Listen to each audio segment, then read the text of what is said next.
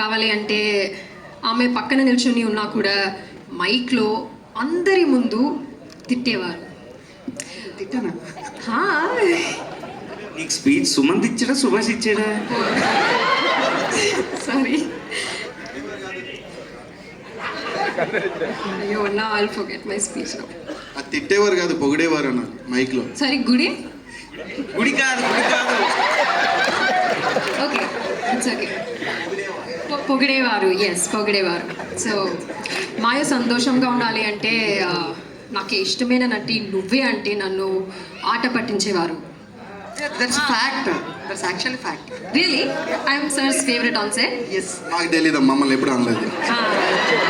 Okay sir, okay, you say so. Maya దిగులుగా కల్పించాలి అంటే భోజనంకో మాయకి కోడి కూడా పెట్టద్దు అని ప్రొడక్షన్ వాళ్ళకి చెప్పేవారు. Knowing chicken is my favourite, you did this to me. It's okay, it's fine.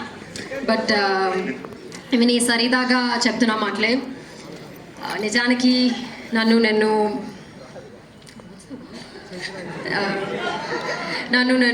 ఉత్తమ నటిగా మలుచుకోవడానికి మా దర్శకులు నాకు ఎంత మద్దతుగా నిలిచారు. ఎస్,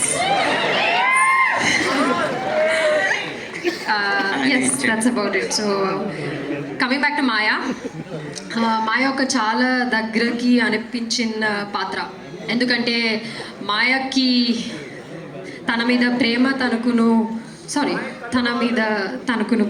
కన్నా వాళ్ళ నాన్న మీద ప్రేమ అధికం. సో తన నాన్న మీద తనకున్న గౌరవంని I'm so sorry, but she always keeps her father ahead of her because she respects him and she loves him so much. And I feel so many girls here will relate to Maya because people who are close to their dads, they're always dad's little princess.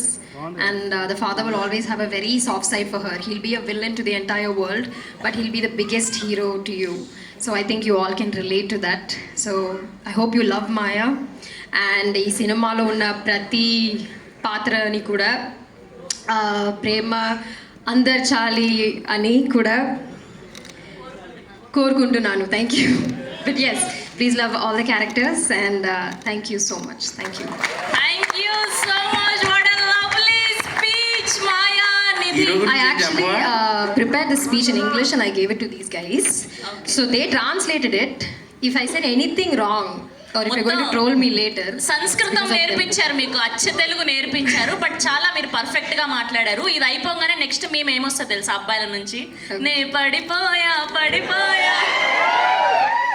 That's so sweet. Congratulations and welcome to Tollywood. thank you so much. And ఇప్పుడు మా